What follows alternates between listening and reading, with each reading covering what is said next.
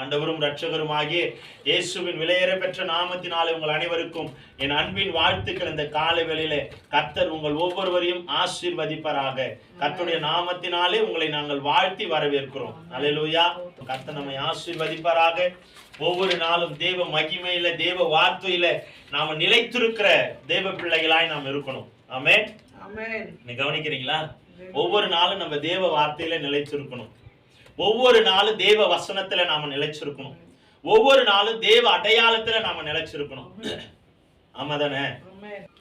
நம்ம தேவ வசனத்துல நாம நிலைத்திருக்கும் போதுதான் ஒவ்வொரு நாளும் அவருடைய ஆசீர்வாதத்தை நம்ம பெற்றுக்கொள்ள முடியும். வேதம் என்பது நம்முடைய வாழ்க்கையில மிகப்பெரிய ஒரு கருப்பொருள், ஒரு ஆதாயம் என்று சொல்லலாம். இந்த வேதம் ஒவ்வொரு நாளும் நம்மை பாதுகாக்கக்கூடியது. இந்த வேதத்தின் வார்த்தைகள் ஒவ்வொரு நாளும் நம்மை புடமிடக்கூடியது. புரியுதா? ஒவ்வொரு நாளும் இந்த வேதத்தின் வழியாய் நம்ம நடக்கும் போது, வேதத்தின் வழியாய் நம்ம கடந்து போகும் பொழுது, எல்லா தடைகளையும் எல்லா போராட்டங்களையும் ஞானமானதை செய்யும்படியான கிருபையும் இந்த வேதம் நமக்கு கற்றுக் கொடுக்கும். அப்போ வேதம் அதிகமான நம்முடைய வாழ்க்கையில தேவை ஒன்று. வேதம் அதிகமா நம்ம வாழ்க்கையில முக்கியமான ஒன்று. இந்த வேதத்தின் அடிப்படையில் வாழ்கிறவர்கள் ஒவ்வொரு நாளும் தேவனுடைய வார்த்தையில நிலைத்திருக்கக்கூடியவர்களாய் மாறுறாங்க. அப்போ இந்த வேதத்தின் அடிப்படையில நம்ம வாழும் பொழுது நம்ம வாழ்க்கை பிரகாசமாய் மாறுகிறது, நம்ம வாழ்க்கை அதிசயமாய் மாறுகிறது. அப்போ நம்ம எந்த வழியில போக வேண்டும் என்பதை சரியாய் கற்றுக் கொடுப்பது இந்த வேதம். ஆமென். விசுவாசிக்கிறீங்களா? நம்ம எந்த வழியில போகணும், எந்த காரியத்தை நேர்த்தியா செய்யணும், எதை செய்தா நல்லா இருக்கும், எதை செய்தா நன்மையா இராது என்பதை கற்றுக் கொடுக்கக்கூடியது இந்த வேதம். நமக்கு உலக ஞானம் இருக்கலாம், ஆனால் பரலோக ஞானம் ரொம்ப ரொம்ப ரொம்ப நமக்கு முக்கியம். தேவ ஞானம் நமக்கு ரொம்ப ரொம்ப முக்கியம். புரியுதுங்களா? நம்ம தேவ ஞானத்துக்குள்ள நடக்கிற தேவ பிள்ளைகளா நம்ம மாறணும். சரியாப்பா? என்ன நல்லா கவனிக்கணும். சரியா? நம்ம தேவனுடைய கரத்துல ஒவ்வொரு நாளும் நம்மை நாம் ஒப்பு கொடுக்கிற பிள்ளைகளாய் மாறுவோம் என்றால் நம்முடைய வாழ்க்கையில ஆண்டவர் அதிசயங்களையும் அற்புதங்களையும் செய்ய வல்லமையானவர். அப்போ நாம வேத அறிவில் அதிகமா நாம இணைத்துக் கொள்ளணும். உலக அறிவு வேற, உலக அறிவு வேற, வேதத்தின் அடிப்படையில் இருக்கிற அறிவு வேற, தேவ ஞானம் வேற. ஒரு அருமையான ஒரு போதகர் அப்படிதான் என்ன செய்தாரா, அவர் இந்த மெடிக்கல் ரெஃபா அவர் வேலை செய்து கொண்டிருந்தார். மெடிக்கல் ரெஃபா அந்த மெடிக்கல்ல எல்லா மெடிக்கல் ஷாப்லயும் மாத்திரைகளை கொண்டு போய் அவர் விற்பனை செய்கிறவர். அதான் மெடிக்கல் ரெஃப். அவர் அந்த மெடிக்கல் ரெஃபா இருக்கும்போது அவர் அவருக்குள்ள ஒரு 5 பேர் அவருக்கு துணையா இருப்பாங்க. இவர் தான் ஒரு சீப்பான ஒரு மேனேஜர் நம்ம வைத்துக் கொள்ளலாம். அவர் என்ன செய்வாரா, அவர் மெடிக்கல் ரெஃபா இருக்கிற காலகட்டத்தில் இப்போ அவர் ஊழியக்காரர். ஊழியத்திற்கு வருவதற்கு முன்பாக அவர் ஒரு மெடிக்கல் ரெஃபா இருந்தவர். அப்போ அவருடைய வேலை என்னன்னா, எல்லா மெடிக்கல் ஷாப்லையும் போயிட்டு அந்த மாத்திரைகளை குறித்து அவர் எக்ஸ்பிளைன் பண்ணணும். அந்த மாத்திரை விற்பதற்கான காரியங்களை அந்த மெடிக்கல் ஷாப்ல அவர் சொல்லணும். இந்த மாத்திரை குறித்து அநேகமாய் அவர் பிரச்சாரம் செய்யும் பொழுதுதான், அதை குறித்து பேசும் பொழுதுதான் அந்த மாத்திரை விற்பனை ஆகும். அதற்குரிய ஒரு மேனேஜராக அவர் பணியாற்றி கொண்டிருந்தார். இப்படி காலங்கள் உருண்டு போகிற சூழ்நிலையில அவர் செய்கிற அந்த கம்பெனியில, அந்த ஆபீஸ்ல அவருக்கு ஒரு டார்கெட் ஒன்று கொடுத்தாங்க. இது போலப்பா, நீ இந்த மாத்திரைகளை இப்ப புதுசா நம்ம சில மாத்திரைகளை லான்ச் பண்ணியிருக்கிறோம், அந்த மாத்திரைகளை நம்ம சேல்ஸ் பண்ணணும் அப்படின்னா இந்த மாத்திரைகளை குறித்து நீ அதிகமா அநேக மெடிக்கல் ஷாப்ல போய் நீ சொல்லணும். அப்ப இந்த மாத்திரைகளை சேல்ஸ் பண்ண வேண்டிய காலங்கள் வரும்போது நம்ம கரெக்டான ஒரு கொட்டேஷனை நம்ம கொடுக்கிறவர்களா இருக்கணும். அதுக்கான ஒரு இடத்தையும் நம்ம பிடிக்கணும். ஏன்னா நம்ம அதிகமா மாத்திரையை சேல்ஸ் பண்ணும் பொழுதுதான் நம்ம கம்பெனியோட வளர்ச்சி அதிகமா மாறும். ஆகையினால் இது ஒரு டார்கெட்டா நீ செய்யணும் அப்படின்னு சொல்லி அந்த ஊழியக்காரரிடத்துல அந்த கம்பெனி நிர்வாகம் கொடுத்தது.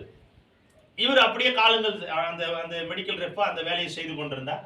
திடீரென்ற ஒரு நாளில சில நிறுவனங்கள் இணைந்து இந்த நிறுவனத்திற்கு ஒரு டார்கெட் வச்சாங்க. குறிப்பிட்ட காலகட்டத்தில் இவ்வளோ மாத்திரைகளை நீங்க சேல்ஸ் பண்ணி ஆகணும்.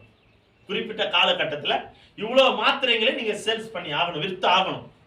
அது ஒரு டார்கெட்டா எடுத்து செய்தீங்கன்னா உங்களுக்கு வந்து அதற்கான வெகுமதியும் அதற்கான ப்ரொமோஷனும் அதற்கான சான்றிதழும் உங்களுக்கு வழங்கப்படும் அப்படின்னு சொல்லி அந்த கம்பெனி வந்து நிர்வாகம் வந்து அறிவிச்சிருந்தது. இது போல பல கம்பெனி அதில் இணைந்து செயல்படுது. அதுல ஒரு கம்பெனி நம்முடையது. இந்த கம்பெனியை நாம முன்னுக்கு கொண்டு வர வேண்டும் என்றால் நாம இந்த மாத்திரைகள் அதிகமா சேல்ஸ் பண்ணாதான் நாம வந்து அந்த சர்டிபிகேட்டை நம்மளால வாங்க முடியும் என்று சொல்லி அந்த நிறுவனம் சொன்னதுனால இந்த ஐயாவிடத்தில் அந்த காரியத்தை ஒப்பு கொடுத்தார்கள். கவனிக்கிறியாப்பா? பெண்ணுக்கில வச்சிருங்க. ஐயாவிடத்தில் அந்த காரியத்தை ஒப்பு கொடுத்தாங்க. இவர் இவரோட கூட சேர்ந்து பணியாற்றுவதற்காக வேலை செய்யறதுக்கு ஒரு 5 பேரை வந்து துணையா கொடுத்திருந்தாங்க. உடனே அப்ப இவர் வந்து அந்த காலகட்டங்களிலே வந்து பார்த்தோன்னா ஆண்டவரோடு இல்லாத ஒரு உறவு, உலகத்தோடு இருக்கிற உறவு, ஆண்டவரோடு இல்லாத ஒரு உறவு இருக்கிற காலகட்டம். அப்ப ஊழியத்திற்கு வரல, ஊழியத்திற்கு அழைக்கப்படல. உலக அறிவு மாத்திரம் தான் அவருக்குள்ள இருந்தது. தேவ அறிவோ வேதத்தின் அறிவு அவருக்குள்ள இல்லை. உலகத்தின் அறிவு தான் அவருக்குள்ள அதிகமா இருந்துச்சு. இப்படி அந்த உலக அறிவு அவருக்குள்ள இருந்ததுனால உலக அறிவு நிமித்தமா அவர் செயல்பட ஆரம்பிக்கிறார்.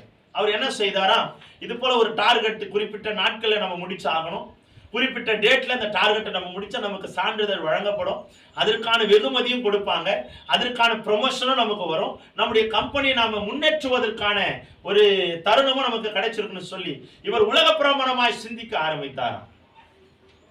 சரியா? அந்த அவரோடு கூட இருந்த ஒரு 5 பேரையும் என்ன செய்தாராம், ஒரு ஆலோசனையை சொல்ல ஆரம்பித்தார். என்ன ஆலோசனைனா, அந்த 5 பேரிடத்திலும் ஆளுக்கு ஒவ்வொரு இடத்துல ஒரு, அப்போ வந்து பார்த்தீங்கன்னா மாத்திரையெல்லாம் பார்த்தீங்கன்னா ரேட்டு கம்மி தான். 1 ரூபாய் ஒரு மாத்திரை, 10 பைசா, 5 பைசா, 2 ரூபாய் ஒரு மாத்திரை தான் அப்பெல்லாம். இப்பெல்லாம் மாத்திரைக்கு ரேட்டெல்லாம் விலை ஏறி போச்சு. அந்த காலகட்டத்தில் அந்த மாத்திரை, இந்த குறிப்பிட்ட மாத்திரைகளை நீங்க சேல்ஸ் பண்ணி ஆகணும் அப்படின்னு சொன்னதுனால அவர் 5 பேர் அவரோடு கூட இருக்கிறவங்க இடத்துல அவர் அழைத்து சொன்னார். அவர் ஆலோசனை மாதிரி அவர் நடத்தினார். அந்த 5 பேர் இடத்துல அவர் சொன்னாராம், எப்பா இந்த மாத்திரையெல்லாம் சேல்ஸ் பண்ணணும், இது விற்று ஆகணும், இதை குறித்து நீங்க சில மெடிக்கல் கம்பெனிலையோ அந்த மெடிக்கல் ஷாப்லையும் போயிட்டு நீங்க இதை பத்தி விசாரிங்க. அப்ப நீங்க விசாரிக்கும் போது இந்த மாத்திரை எவ்வளவா தேவைப்படுது நம்ம தெரிஞ்சுக்கலாம் அப்படின்னு சொல்லி அந்த 5 பேரையும் அனுப்புனார். அவங்க போய் பல இடங்களிலே கேட்டாங்க, அப்படியா இந்த மாத்திரையா, இது நாங்க கேள்விப்பட்டதே இல்லையே அப்படின்னு. உடனே வந்து அந்த 5 பேர் இடத்துல அவர் இன்னொரு வார்த்தையை சொல்லி அமைச்சாராம், நீங்க போகும்போது மெடிக்கல் ரெஃபா போகக்கூடாது, அந்த மாத்திரையை வாங்குகிற கஸ்டமரா போகணும். உலக அறிவு சொல்லுது, மாத்திரையை வாங்கக்கூடியவர்களை கஸ்டமரா நீங்க போய் அந்த இடத்துல 5 ரூபாவை நீங்க கையில வச்சுங்க. ஒவ்வொருத்தருக்கிட்டே அந்த 5 பேருக்கிட்டே ஒவ்வொருத்தருக்கிட்டே 5 ரூபாய் கையில கொடுத்துட்டாரு. கொடுத்த அந்த 5 பேரையும் என்ன பண்ணாரு, அந்த ஊழியக்காரர் அனுப்புனாரா, நீங்க போயிட்டு இந்த 5 ரூபாய் வைத்துக் கொள்ளுங்க, இந்த 5 ரூபாய் வச்சுக்கிட்டு அந்த மெடிக்கல் ஷாப்ல போய் நீங்க என்ன கேட்கணும்னா, குறிப்பிட்ட மாத்திரை, இப்ப நம்ம சேல்ஸ் பண்ண போறோம் இல்லையா, அந்த குறிப்பிட்ட மாத்திரை இருக்குதா அப்படின்னு சொல்லி நீங்க அந்த மெடிக்கல் ஷாப்ல போய் கேட்கணும். கேட்கும்போது அவன் சொல்லுவான், இது போல மாத்திரை நாங்க கேள்விப்பட்டதில்லை, இது போல மாத்திரை எங்க கிட்ட இல்ல அப்படின்னு அவன் சொல்லுவான். நீங்க உடனே என்ன சொல்லணும்னா, ஐயோ எனக்கு இந்த மாத்திரை தான் வேணும், இதுதான் என்னுடைய ஹெல்த்துக்கு ரொம்ப தேவையானது, இந்த மாத்திரை நாங்க ரொம்ப நான் எதிர்பார்க்கிறேன், இந்த மாத்திரை இல்லைன்னா என்னால் அந்த பலவீனத்தை மாற்ற முடியாது, இந்த மாத்திரை ரொம்ப முக்கியமானது அப்படின்னு சொல்லி நீ கேட்கணும். இது போல நீங்க எல்லா மெடிக்கல் ஷாப்லயும் இந்த மாத்திரையை குறித்து நீங்க கேட்கும் போது அந்த மெடிக்கல் ஷாப்காரன் என்ன நினைப்பானா, இந்த மாத்திரை குறித்து யோசிப்பாங்க, ஓ இந்த மாத்திரை இவ்வளவு பவர்ஃபுல்லானது, அப்ப இந்த மாத்திரைக்கு இவ்வளவு வரவேற்பு இருக்கு, இந்த மாத்திரை ரொம்ப தேவையானது போல அப்படின்னு சொல்லி அவங்க நினைப்பாங்க. அதற்கு அந்த திட்டங்கள் வரும்போது நம்ம இந்த மாத்திரையை சரியான நேரத்தில் கொண்டு போய் அங்க நின்றோம்னா அந்த மாத்திரை அவங்க வாங்கிக்குவாங்க அப்படின்னு சொல்லி அனுப்புனாங்க. அந்த 5 பேரும் போனாங்க. இது போல மாத்திரை இருக்கா அப்படின்னு சொல்லி கேட்டாங்களா, இல்லப்பா அது போல மாத்திரை இல்லை, ஐயோ இந்த மாத்திரை தான் எங்களுக்கு வேணும், நிறைய மெடிக்கல் ஷாப்ல கேட்டேன் இது கிடைக்கவே இல்லை, இந்த மாத்திரை ரொம்ப முக்கியமானது அப்படின்னு சொல்லி ஒருத்தர் ஒரு மெடிக்கல் ஷாப், அப்படி பல பேர் அந்த 5 பேர் ஒவ்வொரு மெடிக்கல் ஷாப்ல போய் கேட்க நிறைய மெடிக்கல் ஷாப்ல இந்த மாத்திரை குறித்து அதிகமான வரவேற்பு அந்த மெடிக்கல் ஷாப்ல இருந்துச்சு. உடனே இந்த மெடிக்கல் ஷாப்ல போய் கேட்க போனவங்க அடுத்த டீம் அனுப்புறாரு. திரும்ப மறுபடியும் இன்னொரு டீம் என்ன பண்றாங்க, இந்த மாத்திரையை கொண்டு போறாங்க. இந்த மாத்திரையை கொண்டு போய் மெடிக்கல் ஷாப்ல என்ன பண்றாங்க, இது போல மாத்திரை இது போல வந்திருக்கு, இந்த மாத்திரைக்கான இவ்வளோ ரேட், இந்த மாத்திரையினால குணமாகக்கூடிய சில விதமான காரியங்களை அந்த இடத்துல பகிர்ந்து கொண்டார். உடனே ஆமாப்பா போன வாரம் ஒருத்தர் வந்து கேட்டாரு, இந்த மாத்திரை ரொம்ப முக்கியமானதான் குடு அப்படின்னு சொல்லி அந்த மாத்திரையை வாங்கினாங்க. உடனே அந்த மாத்திரை அவ்வளோ சேல்ஸ் ஆக வேண்டிய அவசியமே இல்லை. ஆனால் இந்த காரியம் அந்த மெடிக்கல் ஷாப்புக்குள்ள அவங்க சொன்னதுனால 100 ரூபாய் ஒரு பாக்கெட் என்ற அந்த மாத்திரை 200 ரூபாய் சேல்ஸுக்கு அந்த ஊழியக்காரர் வித்தார். அவர் பாருங்க, எல்லா கம்பெனியை விட இவர் என்ன செய்தார், அதிகமான டார்கெட் அச்சீவ்மெண்ட் பண்ணிட்டார். ஆமா, இப்போ காதுல கேட்காத ஒரு மாத்திரையை ஒரு 4 பேர் போயிட்டு அந்த மாத்திரையை குறித்து பேசும்போது அந்த மாத்திரைக்கு ஒரு வரவேற்பு இருக்குதா இல்லையா? உடனே அந்த வரவேற்பு வந்த உடனே அந்த மாத்திரை எடுத்து போய் நம்ம அந்த இடத்துல நிற்கும் போது அந்த மாத்திரைக்கு ஒரு வரவேற்பு அந்த இடத்துல இருக்கு. உடனே இவரு சொன்ன உடனே அந்த மாத்திரை எடுத்து பண்ணி உடனே மெடிக்கல் ஷாப்காரர் சொல்றாங்க, ஆமாப்பா போன வாரம் கூட நிறைய பேர் வந்து கேட்டாங்க, இந்த மாத்திரை கண்டிப்பா வேணும் நீ கொடுப்பா அப்படின்னு சொல்லி அந்த மாத்திரை என்ன ரேட்டா இருந்தாலும் நாங்க வாங்கிக்கிறோம்னு சொல்லி அந்த ரேட்டுக்கு எல்லா மெடிக்கல் ஷாப்லயும் அந்த மாத்திரையை வாங்க ஆரம்பிச்சிட்டாங்க. மெடிக்கல் ஷாப்புக்காரங்க வாங்க வாங்க வாங்க டார்கெட் அதிகமா ஆயிடுச்சு. எல்லா கம்பெனியை விட இந்த ஊழியக்காரர் அச்சீவ்மெண்ட் அதிகமா பண்ணிட்டார். அவருக்கான வெகுமதி கொடுக்கப்பட்டுச்சான், சான்றிதழ் வழங்கப்பட்டது, ப்ரமோஷனும் கிடைச்சது. பாருங்க, ஒரே ஒரு மாசத்துல விற்க வேண்டிய அந்த மாத்திரை ஒரே வாரத்துல விற்கப்பட்டுச்சான். ஒரே வாரத்துல அந்த மாத்திரைய 1500 பாக்கெட்டுங்க அந்த பாக்ஸுங்களை விற்க ஆரம்பிச்சிட்டார். அந்த மாத்திரை அதிகமா 50 விற்கிறதே ரொம்ப அதிகமான ஒரு காரியம். 50 விற்கிறதே ரொம்ப அதிகம். ஆனாலும் அந்த ஊழியக்காரர் 1500 பாக்ஸ் வித்துட்டார். ஆச்சரியமான விஷயம் இல்ல? அப்ப பாருங்க, அந்த விற்கக்கூடிய தந்திரங்களை எது கொடுத்துதான்? உலக அறிவு. ஏமாற்றுகிற தன்மை எது கொடுத்துச்சுன்னா உலக அறிவு. பாருங்க, அந்த மாத்திரையோட பேரு கேள்வியே படல. ஆனா ஒரு பொய்யான ஒரு சான்றிதழ், பொய்யான ஒரு கருத்து, பொய்யான ஒரு வரவேற்பு அங்க போன உடனே அந்த மாத்திரைக்கு ஒரு வரவேற்பு அதிகமா மாறிடுச்சு. புரியுதுங்களா? அப்ப தான் வாழ வேண்டும் என்பதற்காக உலகத்தை பழிக்கக்கூடிய அறிவு எந்த அறிவு அப்படின்னா உலக அறிவு. அந்த உலக அறிவு ஏமாற்ற சொல்லுமே தவிர நீதியை நடப்பித்து கொடுக்காது. கேக்குறியப்பா? உலக அறிவு எப்பவுமே ஏமாற்றத்தை தான் சொல்லிக் கொடுக்கும், தந்திரத்தை சொல்லிக் கொடுக்கும், எது எப்படி செய்யணும், எதை எப்படி மாத்தணும்னு சொல்லிக் கொடுக்கும். அப்போ உலக அறிவுக்கும் வேத அறிவுக்கும் வித்தியாசம் என்னவென்றால், உலக அறிவு நீதியை நடப்பிக்காது, வேத அறிவு நீதியை நடப்பிக்கும். அப்போ இந்த நீதி உள்ள காரியம் எங்க அடங்கி இருக்கு அப்படின்னா வேதத்துல அடங்கி இருக்கு. அப்ப இந்த வேத அறிவு நமக்கு முக்கியமா இல்லையா? ரொம்ப ரொம்ப முக்கியம் இல்ல? அப்ப நம்ம ரொம்ப முக்கியமானது எதுனா இந்த வேத அறிவு. இந்த வேத அறிவு மனுஷன் உலக அறிவு அதுக்காக வேணாம் என்று சொல்லல. உலக அறிவு வேணும், அதை காட்டுல மிகப்பெரிய அறிவு வேத அறிவு நமக்கு வேணும். அல்லேலூயா. எந்த இடத்துல எப்படி பேசணும், எப்படி நடந்து கொள்ள வேண்டும் என்பதை முழுமையாய் நமக்கு கற்றுத்தர வேண்டியது எதுனா இந்த வேதம் தான். அப்ப நம்ம முழுக்க முழுக்க நம்ம வேதத்துல நம்ம அறிவுள்ளவர்களாய் மாறும் பொழுது, தேடினவர்களாய் மாறும் பொழுது நம்ம வாழ்க்கையில கர்த்தர் அதிசயங்களை செய்ய அவர் மகத்துவமானவர், வல்லமையானவர், கிருபையுள்ளவர். நம்ம எங்க இருந்தாலும் வேதத்தின் அறிவில நம்ம வாழ கற்றுக்கொள்ளணும், வேதத்தின் வசனத்திலே நம்ம வாழ கற்றுக்கொள்ளணும். நாம் அப்படி வாழும் பொழுது கர்த்தர் நம்மை ஆசீர்வதிக்க அவர் வல்லமையானவர். அல்லேலூயா. கரங்களை தட்டி ஒரு விசை கூட தேவனுடைய நாமத்தை நாம மகிமைப்படுத்தும். அவர் வல்லமையானவர். எடுத்து வாசிக்கலாம். இன்றைக்கு நம்ம தொடர்ச்சியா நம்ம பார்த்துட்டு இருக்கிறோம். 2 வாரமாக என்னத்தை குறிச்சு நம்ம பார்க்கிறோம்ப்பா? 2 வாரமா நம்ம என்னத்தை பார்க்கிறோம், எதை குறிச்சு நம்ம தியானிச்சுட்டு இருக்கிறோம்? இந்த 1 மாத காலமா எதை குறிச்சு தியானிக்கிறோம்? ஞாபகம் இருக்கா? உங்களுக்கு ஞாபகம் இருக்கா? எதை குறிச்சு நம்ம தியானிக்கிறோம் இந்த 1 மாத காலம்? ஜெபத்தை குறிச்சு. என்ன ஜெபத்தை குறிச்சு நம்ம கேள்விப்படுறோம், இன்னைக்கு தியானிச்சுட்டு இருக்கிறோம்? எதனால நம்ம ஜெபங்கள் கேட்கப்படல? ஒரு கேள்விக்குறியோட தான் இந்த மாதம் ஃபுல்லா நம்ம தியானிச்சுட்டு இருக்கோம். அந்த கேள்விக்கான பதிலையும் நம்ம தியானிக்கிறோம். தலைப்பு என்னன்னா கேள்வி, பதில் என்னன்னா அதுக்குள்ள ஆதாரங்கள். புரியுதா? அப்போ இந்த வாரம் ஆமா, இப்போ நம்ம ஒவ்வொரு இந்த 1 மாத காலமா நம்ம தொடர்ச்சியா நம்ம தியானிக்கிறோம். இன்றைக்கு 3வது பாகத்தின் வழியா நம்ம இதை தியானிக்க இருக்கிறோம். போன வாரம் முழுக்க நம்ம பார்த்தோம். முதல்ல அந்த காரியத்துல நம்ம படிக்கும் போது அக்கிரம சிந்தை இருக்கும் போது நம்ம ஜெபம் கேட்கப்படாது. வேதத்திற்கு நம்ம செவி கொடாமல் இருந்தா நம்முடைய ஜெபம் கேட்கப்படாது. நம்ம இருதயம் கர்த்தரை விட்டு தூரமா இருந்துச்சுன்னா நம்ம ஜெபம் கேட்கப்படாது. கைகள் ரத்தத்தினால் நிறைந்திருந்தா நம்ம ஜெபம் கேட்கப்படாது. தங்கள் நடக்கைகளை சீர்படுத்தாதவருடைய ஜெபங்கள் கேட்கப்படாது. அது போல வீண் வார்த்தைகளுக்கு செவி சாய்க்கிறவங்களுடைய ஜெபங்கள் கேட்கப்படாது. அதே போல விக்கிரக ஆராதனை செய்களுடைய ஜபங்கள் கேட்கப்படாது. அசுத்தமான காணிக்கையை கொண்டு வருவனுடைய ஜபங்கள் கேட்கப்படாது. இப்படி இத்தனை காரியத்தை குறித்து இந்த ஒரு மாத காலத்துல நம்ம தியானிச்சுட்டு இருக்கிறோம். இது மூணாவது பாகத்தின் வழியா இன்றைக்கு நம்ம சில காரியங்களை தியானிக்கலாம். இன்றைக்கு நாம் எடுத்து வாசிக்க கேட்கப்படுகிற வார்த்தைகள், மனிதர்கள் காணும்படியான விண்ணப்பம் செய்தால் ஜபங்கள் கேட்கப்படாது. மனுஷங்க பாக்குறாங்க அப்படின்னு சொல்லி சில பேருடைய ஜபங்கள், இன்னைக்கு நிறைய பேருடைய பாத்தீங்கன்னா ஜபம் எப்படி மாறி போச்சுன்னா ஸ்டைலா மாறி போச்சு.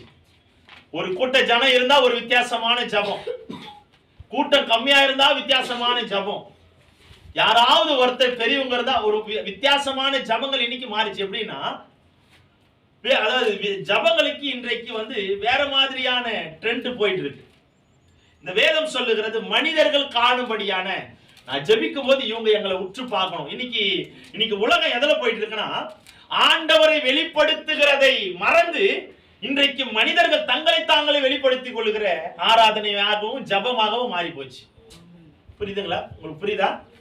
மனிதர்கள் காணும்படியான ஜபம். இன்னைக்கு ஆராதனைகள் நிறைய நடக்கிறது. எப்படின்னா வருகிற ஆத்துமாக்கள் எல்லாம் என்ன பார்க்கணும், வருகிறவங்களை என்ன பார்க்கணும், என்ன பார்த்து நடக்கணும், என்ன பார்த்து கற்றுக்கொள்ளணும். நான் எப்படி ஆராதிக்கிறேன், எப்படி நடந்து கொள்றேன், எப்படி ஜபிக்கிறேன். அதாவது இந்த ஜபங்கள் இன்றைக்கு மனிதர்கள் காணும்படியான ஜபமா மாறிடுச்சு, பெருமைக்குரிய ஜபமா மாறிடுச்சு, பெருமை சிந்தையுள்ள ஜபமா மாறிடுச்சு. புரியுதாப்பா? அதே போல ஜபங்களை ஏற்ற நேரத்தில் ஏற்றதை போல காரணத்திற்காக காரியத்திற்காக ஜெபிக்கிறது இல்லை. எதை சொல்றோமோ அதுக்காக இன்னைக்கு ஜெபிக்கிறது இல்லை. ஜபங்கள் இன்றைக்கு அலப்புகிற ஜபமாய் மாறிடுச்சு, வீண் வார்த்தைகள். புரியுதுங்களா? இப்போ சில பேரை நம்ம ஜெபிக்க சொல்றோம், இதற்காக ஜெபிங்க அப்படின்னு சொன்ன உடனே நல்லா கேட்டுக்கப்பா, இது முக்கியமான ஒரு வார்த்தை. சரியா? உங்களுக்கு ரொம்ப பிரயோஜனமா இருக்குன்னு நான் நம்புறேன். ஜெபிக்க சொல்றோம், இப்போ ஒரு காரியத்துக்காக ஜெபிக்க சொல்றோம். இப்போ சத்திய வேதத்தின் வழியா நம்ம கடந்து போறோம். இப்ப செய்தி வேலை வந்துருச்சு, செய்திக்காக நம்ம ஜெபிக்கணும், மெசேஜுக்காக ஜெபிக்கணும் அப்படின்னு சொல்லும் பொழுது எதை சொல்றாங்களோ அதுக்காக தான் நம்ம ஜெபிக்கணும். புரியுதா? நமக்கு எதற்காக ஜெபிக்க சொல்றாங்க அப்படின்றத முதல்ல நாம கூர்ந்து கேட்கிறவர்களாய் மாறணும். அவங்க ஒண்ணு சொல்றாங்க, நாம ஒண்ணு செய்தோம்னா அப்ப நாம எதை குறிச்சுனா நாம வீண் வார்த்தைகள் அலப்புறோம், மனிதர்கள் காணும்படியான ஜெபத்தை நம்ம கொண்டு வந்துடுறோம். அந்த ஜெபத்துல தேவ திட்டம் இருக்காது, நம்மளுடைய சுயம்தான் இருக்கும். புரியுதா? நல்லா தெளிவா கேட்டுக்கிறீங்களா? இந்த வேதம் சொல்லுகிறது மனிதர்கள் காணும்படியான ஜெபம் நம்ம வாழ்க்கையில, நம்ம விசுவாச வாழ்க்கையில இருக்குன்னா, நம்ம ஜெபத்துல இருக்குன்னா அந்த ஜெபம் கேட்கப்படாது. அல்லேலூயா. மனிதர்கள் காணும்படியான ஜெபங்கள் எடுத்து வாசிக்கலாம். மத்தேயு 6ஆம் அதிகாரம் 5வது வசனம். அன்றையும் நீங்கள் ஜெபம் பண்ணும்போது மாயக்காரரை போல் இருக்க வேண்டாம். மாயக்காரரை போல் இருக்க வேண்டாம். மத்தேயு 6:5. மாயக்காரரை போல நாம இருக்கவே கூடாது. அன்றியும், இந்த வார்த்தை அழகா சொல்லுது பாருங்க. அன்றியும் ஜெபிக்கும் போது, படிங்கம்மா மறுபடியுமா. அன்றையும் ஜெபம் பண்ணும்போது மாயக்காரரை போல் இருக்க வேண்டாம். மனுஷர் காணும்படியாக அவர்கள் ஜெப ஆலயங்களிலும் வீதிகளில் சந்திகளிலும் நின்று ஜெபம் பண்ண விரும்புகிறார்கள். அவர்கள் தங்கள் பலனை அடைந்து தீர்ந்தது என்று மெய்யாகவே உங்களுக்கு சொல்லுகிறேன். 6வது வசனம். நீயோ ஜெபம் பண்ணும்போது உன் அறை வீட்டுக்குள் பிரவேசித்து உன் கதவை பூட்டி அந்தரங்கத்தில் இருக்கிற உன் பிதாவை நோக்கி ஜெபம் பண்ணு. அப்பொழுது அந்தரங்கத்தில் பார்க்கிற உன் பிதா வெளியரங்கமாய் உனக்கு பலன் அளிப்பார். அன்றியும் நீ ஜெபம் பண்ணும்போது மாயக்காரரை போல, மாயக்காரர் என்றால் என்னன்னா உள்ள ஒண்ணு வச்சுக்கிட்டு வெளியே ஒண்ணு வெளிப்படுத்துகிறது மாயக்காரர். வீண் வார்த்தைகளை அலப்புகிற மாயக்காரர்கள். வெளியே தோற்றங்கள் வேற மாதிரி இருக்கும், பார்க்கிற விதங்கள் வேற மாதிரி இருக்கும், நடக்கிற நடைகள் வேற மாதிரி இருக்கும், அவர்கள் சுவாபங்கள் வேற மாதிரி இருக்கும். ஆனால் ஜெபத்துல மட்டும் பாருங்க, பரிசுத்தவான்களை போல நடிக்கிற ஒரு சுவாபங்கள். மாயக்காரர், மாயாஜாலத்தை போல தங்களை மாற்றிக் கொள்ளுகிறவர்கள். புரியுதாப்பா? இந்த வார்த்தை அழகாய் சொல்லுகிறது, அன்றியும் நீங்கள் ஜெபம் பண்ணும்போது மாயக்காரரை போல இருக்க வேண்டாம், மனுஷர் காணும்படியாய் அவர்கள் ஜெப ஆலயங்களிலும் வீதிகளின் சந்திகளிலும் நின்று ஜெபம் பண்ணி விரும்புகிறார்கள். எப்படி மாயக்காரர் எப்படி இருக்கிறாங்களா, வீதிகளிலும் சந்துகளிலும் எப்படியெல்லாம் பதிவு இருக்கிறாங்களோ அது போல. அந்த வார்த்தை அவ்வளவு ஹைலைட்டான. வீதிகளிலும் சந்திகளிலும் நின்று ஜெபம் பண்ண விரும்புகிறார்கள், அவர்கள் தங்கள் பலனை அடைந்து மற்றவர்கள் பார்க்க வேண்டும் என்பதற்காக, மற்றவர்கள் தன்னைத்தான் பார்த்து பெருமைப்படுத்த வேண்டும் என்பதப்பா. எப்படி ஜெபிக்கிறாயா? நிறைய டைம் நான் ஜெபிக்கும் போதெல்லாம் சில பேர் என்கிட்ட வந்து சொல்லும் போது நான் துக்கப்பட்டது உண்டு. நீ நல்லா ஜெபிக்கிறப்பா, நல்லா பாடுறப்பா, நல்லா ஆராதிக்கிறப்பா, நல்ல மெசேஜ் பண்ண சொல்லும் போதெல்லாம் நான் பயந்தது உண்டு. ஏன்னா பெருமைக்குரியவர் யாரு? ஆண்டவர் ஒருவரே. அப்பா புரியுதா? அதெல்லாம் கீழே வச்சிருங்க, எடுக்காதீங்க, அதெல்லாம் தொலை வச்சிருங்க, சத்தியத்தை கவனிங்க, சரிங்களா? பெருமைக்குரியவர் யாருன்னா ஆண்டவராய் இயேசு கிறிஸ்து ஒருவர் தான். அவர் ஒருவர் தான் மகத்துவமானவர், நீதி உள்ளவர், நியாயாதிபதி, சரியானவர், நேர்த்தியானவர். நிறைய வார்த்தைகள் இருக்கு. அதாவது இந்த வேதம் சொல்லுகிறது, அன்றியும் நீங்க ஜெபம் பண்ணும் போது மாயக்காரரை போல ஜெபம் பண்ண வேண்டாம். அந்த ஜெபம் ஒரு நாள் நம்ம செய்யவே கூடாது. மாயக்காரரை போல நம்ம ஜெபம் இருக்கணும். நம்ம யாரா இருக்கிறோமா? நடிக்கிறவங்களா இருக்கிறோம். வெளித்தோற்றம் உண்மையா இருக்கு, வெளித்தோற்றம் வெள்ளையா இருக்கு, வெளித்தோற்றம் நேர்த்தியா இருக்கு, ஆனா உள்ள கரைபடிந்த இருதயமாய் மாறுகிறது. அவர்கள் வெளியே போயிட்டு என்னை பார்க்கிறவங்க அநேகரா இருக்கணும், என்னதான் ஆராதிக்கணும், என்னதான் பெருமைப்படுத்தணும், ஏன் நான் ஜெபிக்கிற ஜெபத்துல நிறைய பேர் அசந்து போகணும். கேட்டிருக்கிறீங்களா? புரியுதுங்களா? நிறைய பேர் அப்படிதான். சில நாட்களில சில ஆண்டவரை முழுமையா என் இருதயத்தில் ஏற்றுக்கொள்வதற்கு முன்பாக, அப்பெல்லாம் நாங்களாம் ஜெபிக்கும் பொழுது சில நேரத்தில் ஜெபிக்க விடுறாங்கன்னா, நான் ஜெபிக்கும் போது வீண் வார்த்தைகளை அனுப்புகிறது உண்டு. கிராம ஊழியத்துக்கு போகும்போது அப்ப நான் வந்து விசுவாசத்திலேயோ ஆவிக்குரிய வாழ்க்கையிலே நான் ரொம்ப ஈடுபடாது இருந்த காலகட்டங்கள். பாடல் என்ன பாட சொன்னா கூட பெருமையான ஒரு குணங்கள் எனக்குள்ள வந்துருத நான் பார்த்திருக்கிறேன். அந்த பாடல் பாடும் பொழுது அந்த ராகத்தெல்லாம் இருக்கும்போது நிறைய பேருடைய கண்களை நான் பார்த்தது உண்டு.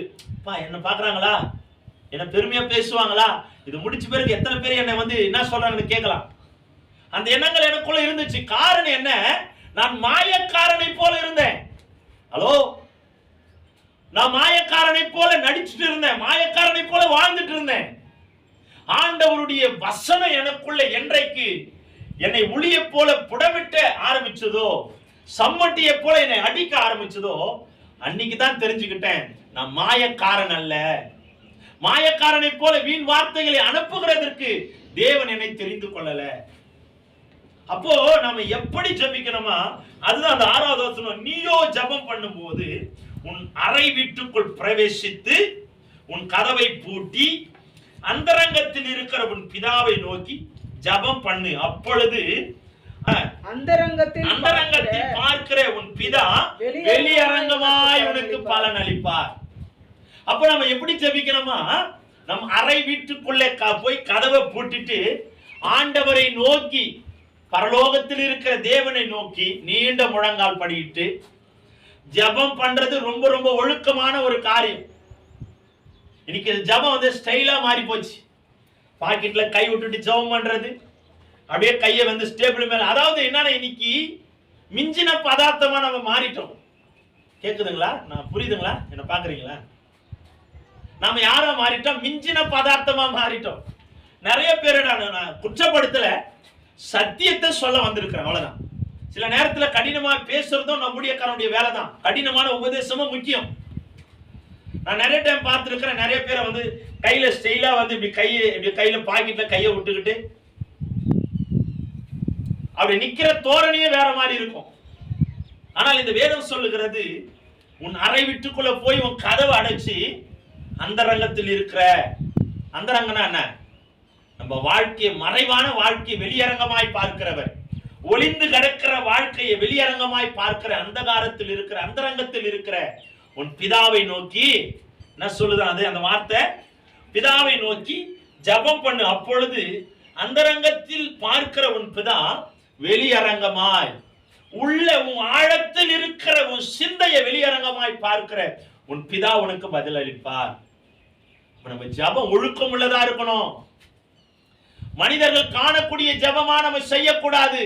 இவங்க என்ன பார்ப்பாங்க, இவங்க என்ன பெருமைப்படுத்துவாங்க, இவங்க என்ன பேசுவாங்க, இவங்க என்ன பெருமையா நினைப்பாங்க. இந்த ஜெபம் ஒரு நாளும் தேவ சமூகத்துல போய் எட்டாது. அல்லேலூயா. இந்த ஜெபம் ஒரு நாள் தேவ சமூகத்துல கேட்கப்படாது. மனிதர்கள் காணும்படியான ஜெபம் என்னைக்கு உன் வாழ்க்கையில் இருக்கோ அன்னைக்கு நீ விழுந்துட்டேன்னு அர்த்தம். புரியுதாப்பா?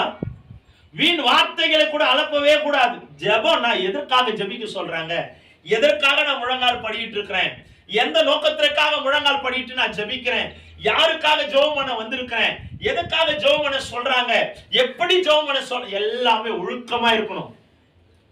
ஒழுங்கும் கிரயமா இருக்கணும். புரியுதா? ஜெபம் என்பது தேவனோடு நாம பேசுவது. புரியுதா? ஜெபம் என்பது தேவனோடு நாம பேசுவது மாத்திரமல்ல, அவரும் நம்மோடு கூட பேசுவது. புரியுதுங்களா? வேதம் என்பது ஆண்டவர் நம்மோடு கூட பேசுவது, நம் வாயின் நிமித்தமாய் நம்ம வாயால அவருடைய வார்த்தைகளை பேசுவது. அப்போ ஜெபம் வந்து ரொம்ப ரொம்ப பயத்தோடு இருக்கணும். ஜெபம் அப்படின்னு உடனே முதல்ல செய்ய வேண்டிய ரூல்ஸ் என்ன அப்படின்னா, முழங்கால் போட்டு கண்ணை மூடணும். கண்ணை எப்படி மூடணும்? பின்னாடி கையை கட்டக்கூடாது, இப்படி கையை கட்டக்கூடாது. ரெண்டு கைகளையும் கர்த்தருக்கு முன்பாக ஏந்தி இந்த ரெண்டு கரங்களும் வானத்திற்கு நேராய் நோக்கி, ஆண்டவரே என் இரண்டு கரங்களும் உம்மை மாத்திரம் வணங்கக்கூடியதா இருக்கு, உம்மை மாத்திரம் வணங்குவதாக என்று சொல்லி ஒழுக்கமுள்ள ஜெபமா இருக்கணும். உண்மையா சொல்றேன், இந்த வேதத்தை நான் தியானிக்கும் பொழுது ஆண்டவர் என்னோடு ஊண்டுதலாய் பேசின வார்த்தைகளை இன்றைக்கு ஆண்டவர் உங்களோடு கூட பேசிக் கொண்டிருக்கிறார். ஜெபம் அப்படின்னாவே சில பேர் முடியாத பட்சத்துல யாரையும் நான் குறை சொல்லல, முடிந்தோம். அதாவது ஒரு வார்த்தை நீங்க அடிக்கடிக்கு சொல்லுவீங்களாமா, நம்மால முடிந்ததை நம்ம செய்யும் போது நம்மால முடியாதத அப்ப நம்மால முடிந்ததை நம்ம செய்வோம். முடியாத பட்சத்துல பிரச்சனை இல்லை, அவர் செய்வார், அவர் பார்த்துக் கொள்வார். அப்ப நம்மால முடிஞ்சதை நாம செய்ய கற்றுக்கொள்ளணும். இப்ப உங்களால முட்டி போட முடியலப்பா, அப்ப முட்டி போட்டு ஜெபிக்கலாம் இல்லையா? நீண்ட முழங்கால் போட முடியல, எழுந்து தடான்னு ஓட முடியல, எழுந்து நிக்க முடியும், எல்லா காரியத்தையும் நம்மளால செய்ய முடிகிற பொழுது ஜெபம் வந்தா மட்டும் நம்ம ஏன் சோர்ந்து போகணும்? ஏன் சோர்ந்து போகணும்?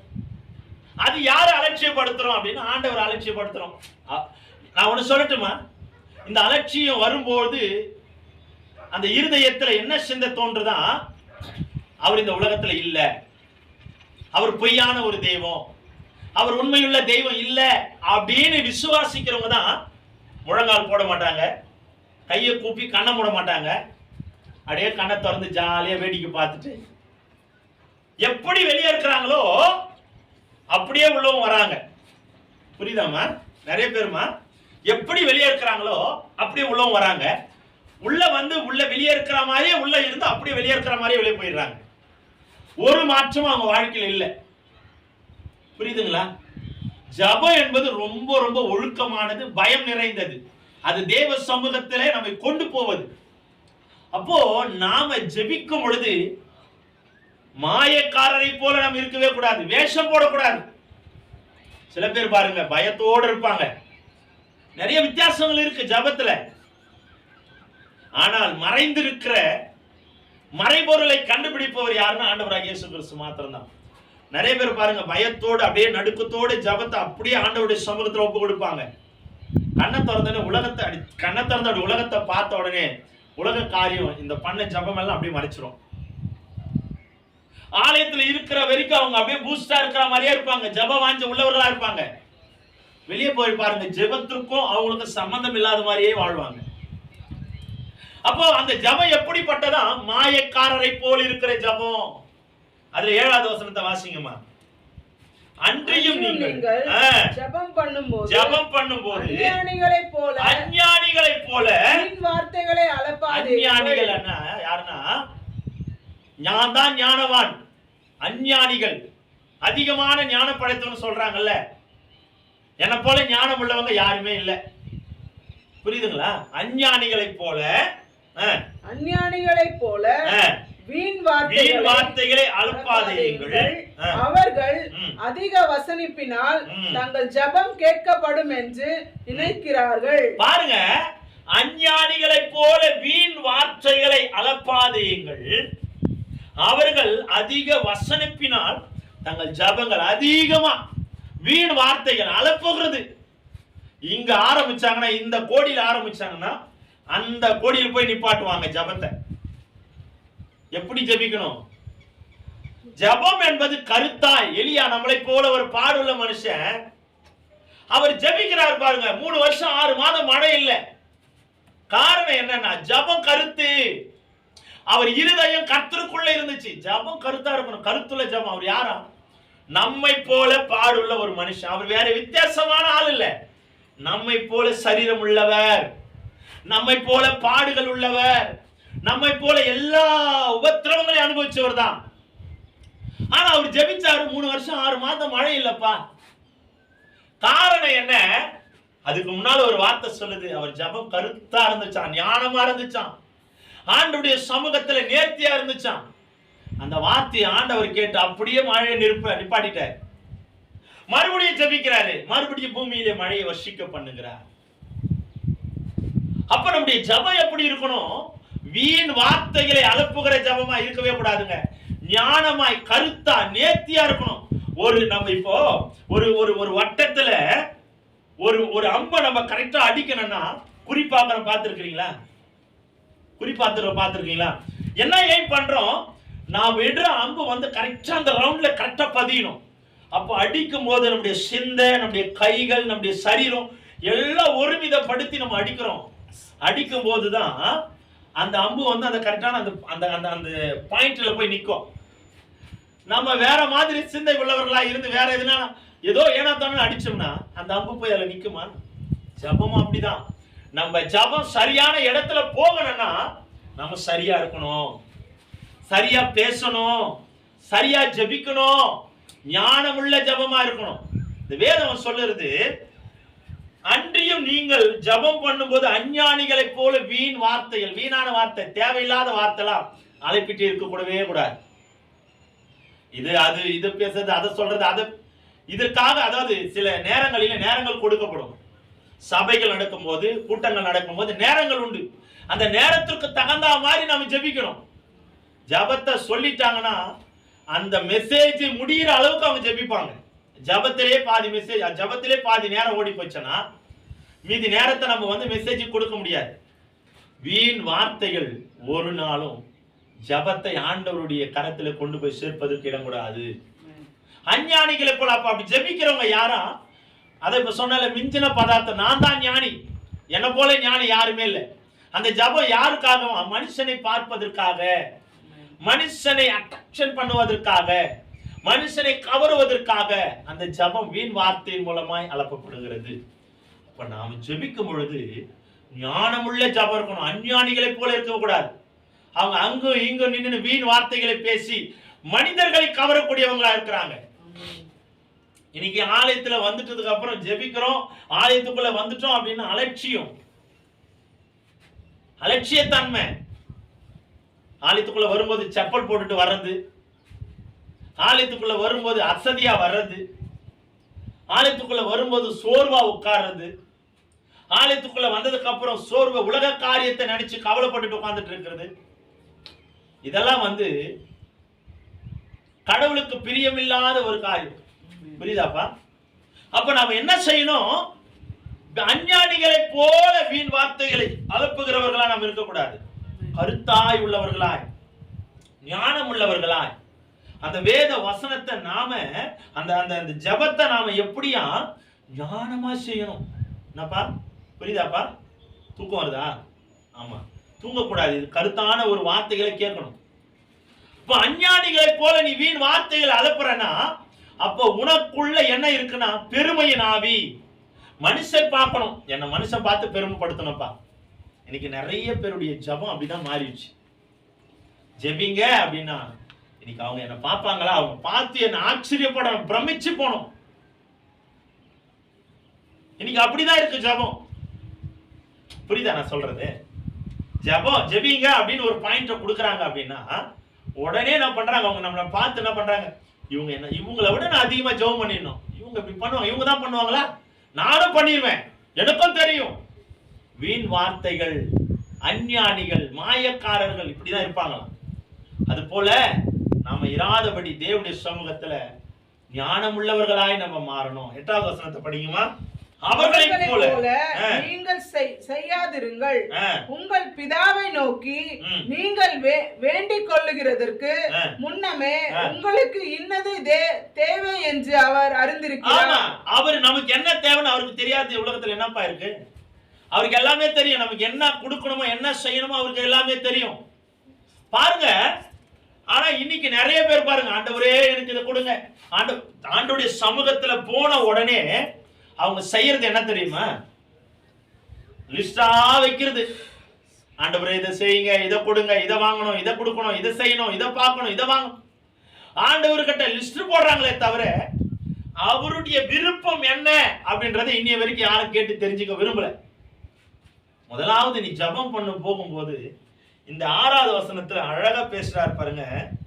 நீயோ ஜெபம் பண்ணும்போது உன் அறை வீட்டுக்குள்ளே பிரவேசித்து உன் கதவை பூட்டி அந்தரங்கத்தில் இருக்கிற உன் பிதாவை நோக்கி, முதல்ல அவரை நோக்கி பார்க்கணும், அவர் பார்க்கணும், அவருடைய முகத்தை பார்க்கிற ஆசை வரணும்.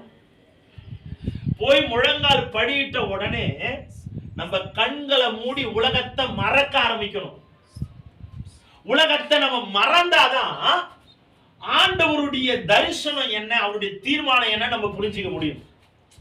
இந்த வேதத்தில் அழகான ஒரு தெளிவான ஒரு வார்த்தை, உன் கதவை பூட்டி அந்தரங்கத்தில் இருக்கிற உன் பிதாவை நோக்கி ஜெபம் பண்ணு. முதல்ல அவரை நோக்கி பார்க்கிற அந்த சிந்தை வரணும், அந்த சுவாபம் வரணும்.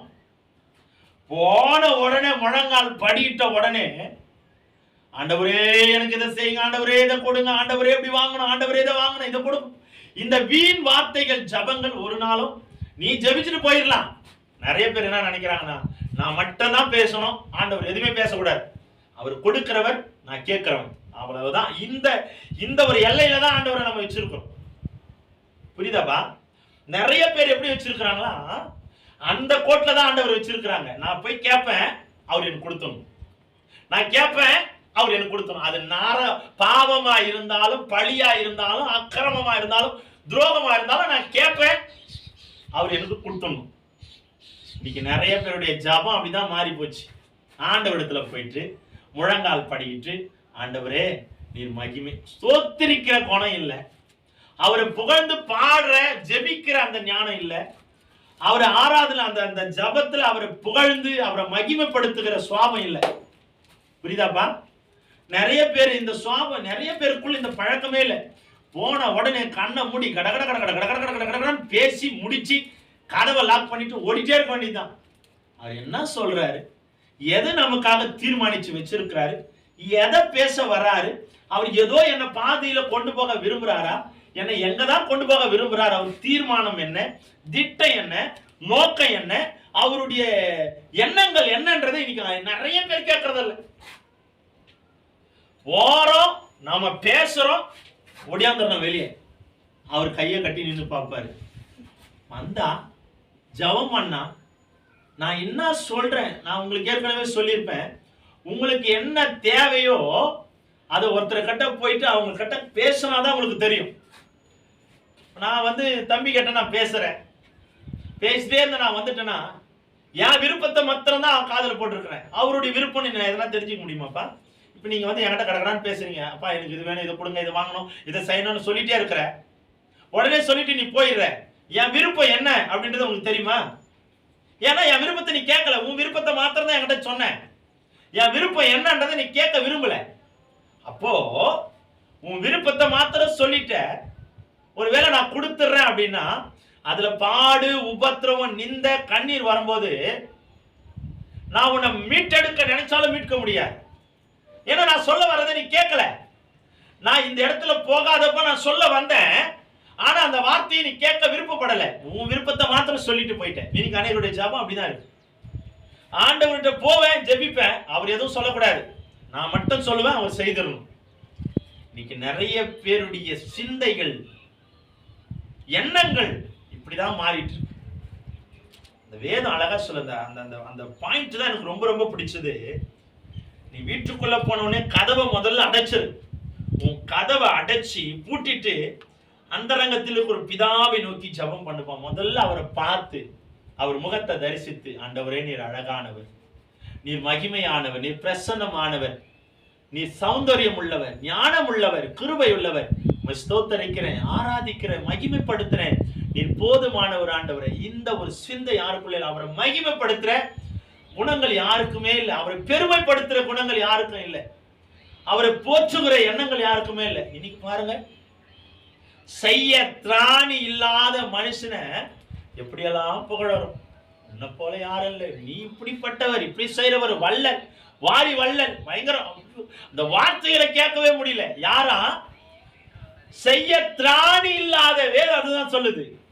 அவனால செய்ய, மனுஷனை நினைப்பதற்கும் மனுஷகுமாரனை விசாரிப்பதற்கும் ஏமாத்திரம் ஒண்ணுமே இல்லை. ஆனா ஒண்ணுமே இல்லாத மனுஷனை எண்ணி எப்படி நான் அதுக்காக நான் மனுஷனை மதிக்க கூடாதுன்னு சொல்லல. ஆண்டவருக்கு கொடுக்க வேண்டிய கணத்தை நம்ம மறந்துட்டுமே. யாருக்கு கொடுக்கணுமோ நம்ம அதை கொடுக்காம யாருக்கு கொடுக்க கூடாது அவங்க கிட்ட போய் செலுத்திட்டு இருக்கிறோம். நான் கொடுக்க திராணி இல்லாத ராஜாக்களையும் பிரபுக்களையும் நீ நம்புறியே, ஆனா நான் உனக்கு கொடுக்காத. ஆண்டவர் துக்கப்பட்டு சொல்றாரு, நான் பிதாவானால் என் கணம் எங்க? நான் எஜமானனால் நான் பயப்படும். எனக்கு பயப்பட பயம் எங்கப்பா இருக்கு? உனக்கு எங்க இருக்காத சொல்லு. நான் பிதான்னு சொல்றேன், எனக்கு கொடுக்கிற கணத்தை நீ கொடுக்கறியா? சரி, நான் எஜமானு நான் நினைச்சுக்கிறேன். அப்ப எனக்கு பயப்படுற பயம் இருக்கா? எதுவுமே எனக்குரியதை நீ செய்யல. ஆனால் உனக்கு செய்ய திராணி இல்லாத மனுஷனத்துலலாம் இதை போய் நீ செஞ்சுட்டு இருக்கிற. ஆண்டவர் எவ்வளவு துக்கப்பட்டு சொல்றாரு பாரு. ஆனா இன்னும் கூட நம்ம செவி அதை கேட்க விரும்பல. ஆண்டவர் என்னதான் சொல்ல வர்றாருப்பா, ஆண்டவர் என்னதான் என்கிட்ட விரும்புறாருப்பா, ஆண்டவர் என்னதான்ப்பா எதிர்பார்க்கிறாரு. ஒரு நிமிஷம் நம்ம ஜபத்தை ஆண்டவர் கேட்கிற மாதிரி நம்ம ஜபிக்கிறோமா? ஆண்டவர் நம்ம ஜபம் உண்மையா நான் சொல்லட்டுமாமா, நம்ம ஜபிக்கும் போது அந்த ஜபம் ஏசப்பா காதுல போதான்னு கூட இன்னைக்கு நிறைய பேருக்கு தெரியல. நிறைய பேருக்கு நாம பண்ணுகிற ஜபம் ஏசப்பாவுடைய காதுல போதான்னு கூட நிறைய பேர் இன்னைக்கு தெரிஞ்சுக்க விரும்பல. ஏன் அப்படின்னா அவருடைய ஜபம் அவ்வளோ வீண் வார்த்தைகளாய் மாறி போச்சு. இவர்கள் தேவைகளை மாற்றம் அங்க சொல்றாங்களே தவிர ஆண்டவருடைய விருப்பம் என்ன, அவருடைய தீர்மானம் என்னன்னு நிறைய பேர் இன்னைக்கு கற்றுக்கொள்ள விரும்பல. அந்த சுவாபம் இல்லை. எனக்கு ஆச்சரியமா இன்னைக்கு ஆண்டவருடைய சமூகத்துல நான் விரும்புகிறது கேட்கறது. இன்னைக்கு நான் ஆண்டவருடைய சமூகத்துல ஆச்சரியப்படுறது என்னன்னா, அஞ்ஞானிகளை போல வீண் வார்த்தைகளை அலப்பி கொண்டிருந்த ஒரு தருணத்துல இருந்த இந்த குப்பை, இந்த தெல்லு பூச்சிய ஆண்டவர் இன்னைக்கு கொண்டு வந்து இப்படி நிக்க வைக்கிறாருன்னா காரணம் ஒன்றே ஒன்று. என்னன்னா, அவருடைய சமூகத்துல நான் விரும்புகிறதுனால, அவர் ஏற்றுக்கொண்டதுனால, அவர்கிட்ட கேட்டதுனால இந்த தெல்லு பூச்சிக்கு ஒரு நல்ல வாழ்வு. அல்லேலூயா. தண்ணி கொடுங்க. இந்த தெல்லு பூச்சிக்கும் ஒரு நல்ல வாழ்வு எப்போ வந்ததுன்னா, நீங்க பேசுங்கப்பா நான் கேட்கிறேன். உண்மையா அந்த வார்த்தை எவ்வளவு அற்புதமானது தெரியுமா? இந்த வார்த்தை எவ்வளவு அதிசயமானது தெரியுமா? ஆண்டவர் சொல்றாரு, நான் உன்னை ஒவ்வொரு நாளும் சிருஷ்டித்து வரைந்து வைத்திருக்கிறேன் என் உள்ள கையில. அந்த வார்த்தைக்கு நாம ரொம்ப ரொம்ப முக்கியத்துவம் கொடுக்கணும்ப்பா. முக்கியத்துவம் கொடுக்கணும். என் உள்ள கையில நான் உன்னை வரைஞ்சு வச்சிருக்கிறேன். யார் செய்ய முடியும்? யார் சொல்ல முடியும் இந்த வார்த்தை? யோசிச்சு பாத்தீங்களா? உள்ள கையில ஆண்டவர் வரைந்து வைத்து நம்ம மேல அவ்வளவு இரக்கமா இருக்கிறாராம், நம்ம மேல அவ்வளவு கருசனையா இருக்கிறாராம், நம்ம மேல அவ்வளவு அன்பா இருக்கிறாராம். அந்த தெய்வத்திடத்துல பேச இன்னைக்கு நிறைய பேருக்கு நேரம் இல்லை, டைம் இல்லை. கேட்டானா சொல்றாங்க அலட்சியம். ஆண்டவர் அலட்சியப்படுத்துறது, ஆண்டவருக்குரிய நேரத்தை கொடுக்காம அலட்சியப்படுத்துறது. உலகத்துக்கே நம்ம டைம் கொடுத்துட்டே இருந்தா ஆண்டவருக்கு நம்ம என்னைக்குதான் டைம் கொடுக்க போறோம்? யோசித்தியாப்பா? என்னைக்காவது நம்ம யோசித்து இருக்கிறோமா? உலகத்துக்கு மாத்திரம் எவ்வளவு டைம் நம்ம உண்மையா சொல்ல அழிஞ்சு போகிற உலகத்துக்கு எவ்வளவு டைம் கொடுக்குறோம்ல. நம்ம மனசாட்சிக்கு விரோதம் இல்லாம நம்ம பேசணும். அழிந்து போகிற ஒன்றும் பிரயோஜனம் இல்லாத ஒரு உலகத்திற்கு இவ்வளோ டைம் நம்ம கொடுக்கிறோம்.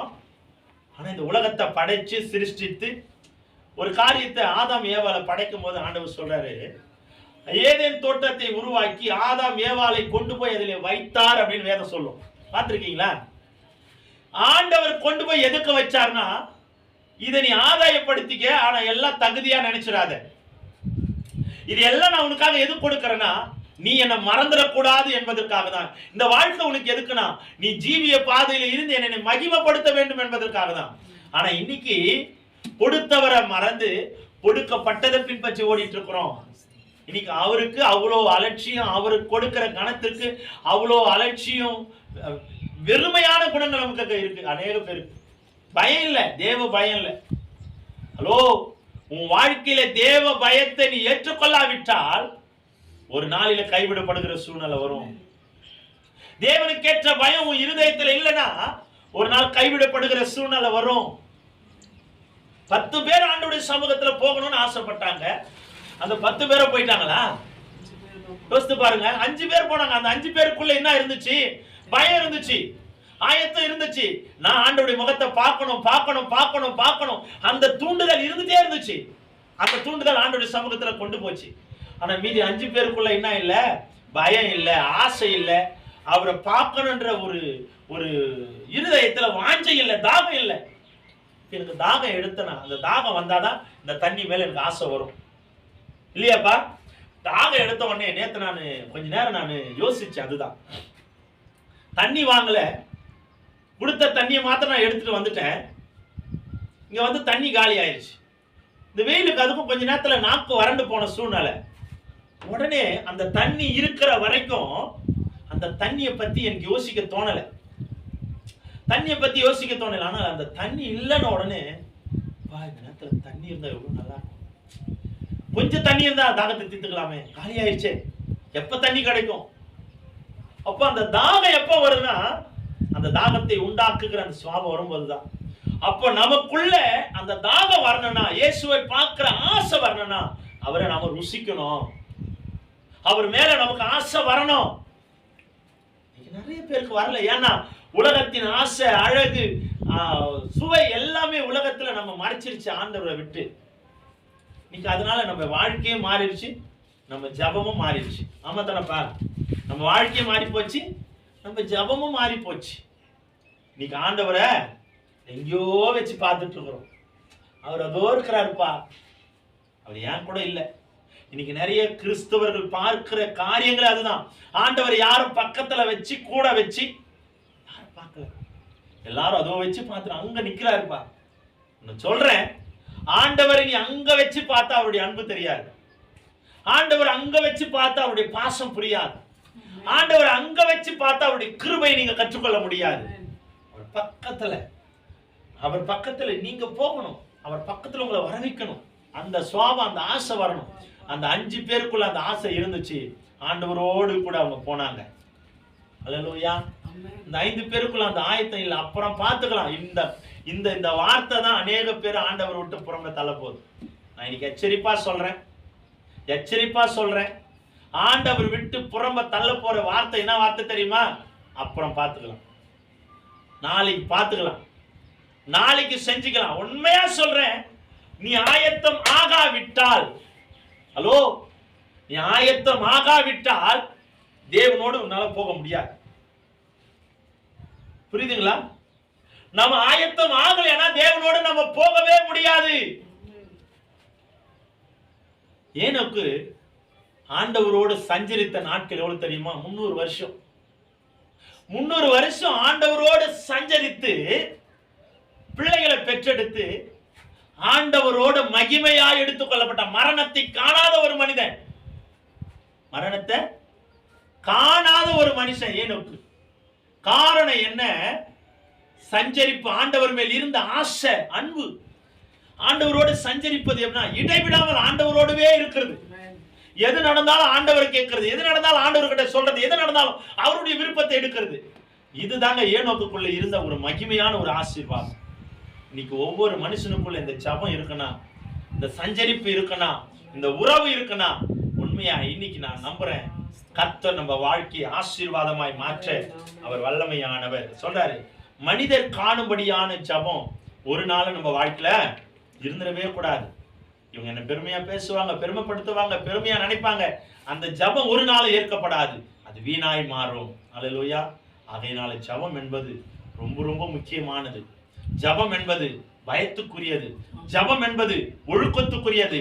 ஜெபம் என்பது தேவனோடு உன்னை கொண்டு போய் சேர்ப்பது, தேவனோடு நீ பேச கற்றுக் கொடுப்பது, தேவன் உன் சத்தத்தை கேட்பது. புரியுதா? இந்த ஜெபத்தை நம்ம செய்யும் பொழுது ஞானமா இருக்கணும், பயத்தோடு இருக்கணும். ஜெபன உடனே முழங்கால் படிட்டு கண்களை மூடி. நான் முட்டி போடும் போதெல்லாம் ஒரு காரியம் எனக்கு மனசுல வந்துட்டே இருக்கும். எனக்கு படிப்பு அவ்வளோ வராது. எனக்கு பிடிக்காத ஒரு சப்ஜெக்ட் எது அப்படின்னா இங்கிலீஷும் இந்த மேக்ஸு இதெல்லாம் பிடிக்காது. அதனால் நமக்கு வராது. எனக்கு பிடிச்சது எதுனா ரொம்ப ரொம்ப இந்த சோசியல் சயின்ஸ், சமூக அறிவியல். ஏன்னா நிறைய பேர் சொல்லுவாங்க கதை அடிச்சு விடலாம், அது கூட எனக்கு அடிக்க தெரியாது. என்ன ஒன்று சொல்லுவாங்க, அது எதை எழுதினாலும் அதில் மார்க் போட்டுருவாங்க. எதை எழுதினாலும் அதில் மார்க் போட்டுருவாங்க. சில காலகட்டங்களில் அதெல்லாம் நான் எழுதும் போது அதில் எழுத தெரியாமல் நான் பண்ண மாட்டிக்குவேன். மாட்டிக்கும் போது தியாகராஜ் மாஸ்டர் அப்படின்னு சொல்லி ஒருத்தர், நல்ல ஒரு அவரு கிறிஸ்டியன் தான், ஹைட்டா இருப்பார். அவர் என்ன பண்ணுவாருன்னா, தத்தி உன்னால படிக்க தெரியாது, திராணி இல்லாதவன்டா நீ, எல்லாம் படிக்க மாட்டேன், உருப்பிடவே மாட்டேன் நீ அப்படின்னுவாரு. சொல்லிட்டு என்ன பண்ணாரு, அடுத்த நிமிஷம் ஏது போ, உன் இடம் எங்க போ அப்படின்னுவாரு. அது எனக்கு நல்லா தெரியும், உன் இடம் எதுவோ அங்கே போ, உன் வேலை என்ன அதை போய் செய்ய அப்படின்னுவாரு. என் வேலை என்ன தெரியுமா, நேரம் வாசலில் போய் முட்டி போடுற வேலை, அதான் என் வேலை, வேற எதுவுமே கிடையாது எனக்கு வேலை. நான் அதான் சொல்லுறேன், உன் வேலை என்ன அதை போய் முதல்ல செய்ப்போ அப்படின்னுவாரு. இதை தவிர உங்களுக்கு வேற எந்த வேலையும் செய்ய தெரியாது அப்படா அப்படின்பாரு. மணிக்கணக்கா முட்டி போடுவேன், மணிக்கணக்கா. அது ஒரு சந்தோஷம். அப்பா எப்படா வெளியே அனுப்புவார், முட்டி போட்டு கிடக்கலாம். நான் உள்ள இந்த பாடத்தை கவனிக்க வேண்டிய சூழ்நிலை வருமே, மணிக்கணக்கா முட்டி போட்டிருக்கிறேன். ஆனால் அப்படி முட்டி போடுவேன், கொஞ்ச நேரம் அந்த முட்டி வலிக்கும்.